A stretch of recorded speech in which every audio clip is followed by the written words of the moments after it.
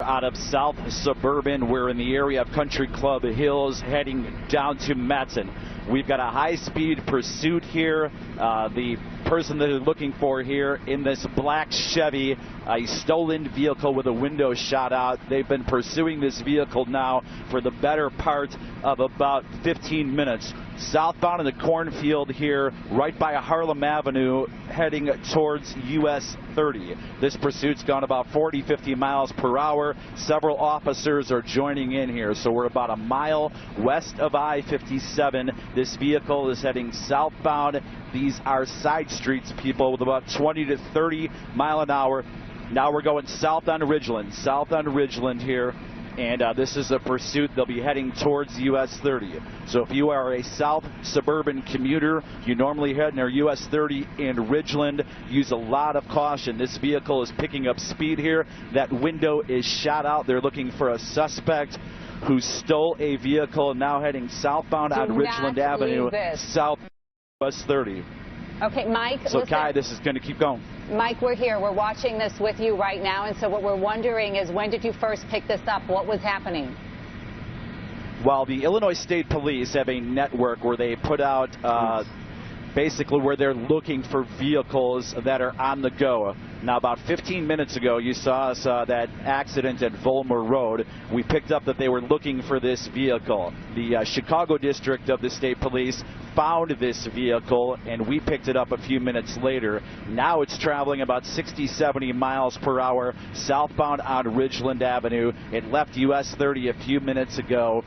There were about 5 officers in high-speed pursuit about to hit the intersection of Sauk Trail, and this could get dangerous, narrowly missing an accident there. The vehicle keeps going southbound on Ridgeland. Now, the further south you get in this area, south of Ridgeland Avenue, south of Sauk Trail, this gets wide open, people, and you're going to be dealing with a vehicle that's going to be at a very high speed. The officers now are about a good quarter mile behind them. So we're traveling southbound on Ridgeland Avenue. We just crossed Sauk Trail Road. Yes, Mike, I'm listening. It looks like there's only one person in that vehicle. Can you tell if there's anybody else inside that vehicle? The way they have described this in the search, there is one person. You can see the driver's side window is actually shot out. One person who stole this vehicle that they're searching for. So from what they've described, and again, this is just from the scanner traffic, what's called the ISPERN, Illinois State Police Emergency Response Network, they've only described one person, the driver, the suspect that they are looking for that stole this vehicle that is now southbound on Ridgeland. We're coming up on another interchange here pretty soon, and I-57 is very, very close to this. We're about a half a mile west 57, so there is a chance that this vehicle could take it to the expressway. They continue, though, south on I-57, well south of Sauk Trail Road. So we're going to be heading down to the Bradley-Bourbonnais area pretty soon. I know that you're on a really, really close shot there, and you're talking about the police that are behind them. Can we look at a little bit wider shot so that we can get a better perspective of that? That would be great, and maybe also see what's in front of that vehicle, which it looks like no one, luckily, as he's making this chase. We don't want to lose the vehicle, and the police, unfortunately, they've been trying to chase this vehicle. It's really picked up speed here southbound on Ridgeland, heading towards I-57. And as we look out the window, there really aren't any police within about a good half a mile of this vehicle. They're communicating with each other. How fast do you think that guy's going, Mike? Based on how fast we're going right now, I would say about 80 to 90 miles an hour. There's another interchange here near the Crete-Money Road and I-57. He's about to come up. There's a semi in front of this. Again, caution for people who are watching here. This can result in an accident pretty quickly. Now he crosses Crete-Money Road, tried to turn. Oh, and there's the accident. All right, so here's the accident. I believe we're at Crete-Money Road. The vehicle involved in the accident. Now you've got the person who was in the vehicle. This is the suspect that they were looking for, and his hands heading on his belt eastbound there, so we got to be careful towards here with the camera I-57. shot. We got to be careful with the camera shot here because, okay, he's taking his sweatshirt off, running through a field. We trying to get the sweatshirt up. That car crashed. It tried to make the turn there at the intersection. It looked like the one person who was in that car bailed and is now running. I think you made a really good point, Stephen, here. He keeps on holding on to something right around his waist. We're not sure what that is.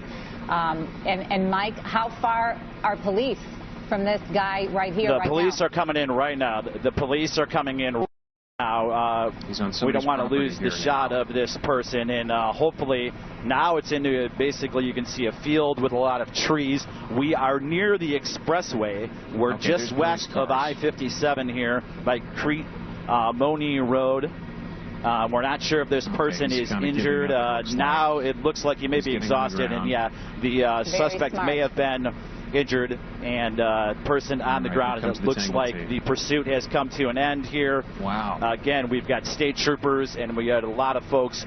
This started in the Country Club Hills area and has come to an end here. We're near Crete Money Road. We are just west of I-57. This pursuit has come to an end. And again, another dangerous situation. We saw this on the west side last year. No accidents involved, fortunately, and no serious injuries as the arrest is made here on Crete Money Road. We are just west of I-57. Mike, we really appreciate you staying on this. This has been just remarkable to watch happen live here on television. If you could just recap one more time before we go to break here exactly where this started and how it ended here. Sounds like it started just west of I-57 near Volmer Road. We were covering an accident there, and again, we heard that ISBERN alert that they put out to all of the local officers here to pursue that vehicle. Willow is located about a half a mile west of 57 in Volmer. They said the car was driving erratically. They were looking for a suspect who had stole the vehicle in a black Chevy. They picked up that vehicle driving, and then once that vehicle got south on Ridgeland, hit about 80, 90 miles an hour, heading all the way south from the area of about 183rd, must have gone a good 5 miles down here near the Crete Money area, tried to go left to get onto I-57, and fortunately that vehicle involved in an accident, and even though the person is still walking, came very close to getting to I-57, ended here in the field. Police were able to get the suspect in custody. Crete Money Road, we are just west of Interstate 57. It was just an incredible moment there. It was really great to see at the end how he gave up and he got on the ground so police could come in and arrest him. It looked like they were so far behind. Yeah. The concern was whether or not officers were going to be there close enough to make that arrest. But you can see officers with the Madison Police Department surrounding that wooded area right there, that area of trees, which we saw the person from the car, that black Monte Carlo, trying to make that left turn at the intersection. And what you estimate, Mike, around 80 miles an hour, clearly didn't make it. The car went right off the side of the road and into a ditch. No, I'm guessing since I-57 was so close, maybe that was the plan. And once that car would have gotten south on I-57, it could have been really dangerous. And again, we saw it try to make that left turn from Ridgeland to go to Crete Money, possibly to I-57, and going at that high rate of speed, at least 80, 90 miles an hour.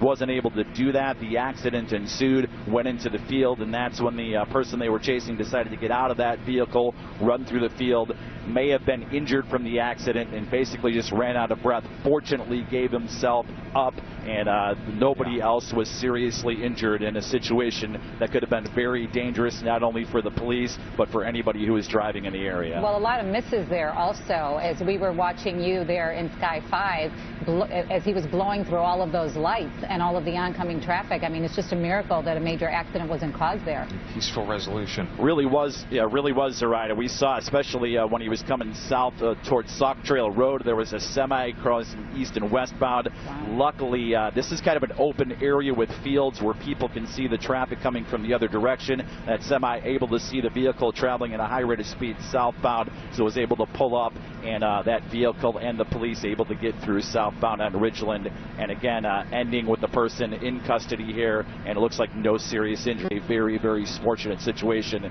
given how a high rate of speed this chase was. Mike, we are so lucky to have you watching from Sky 5. Thank you so much for that. Of course, we're going to continue to monitor the story, the developments, the backstory to all of this, and bring that to you.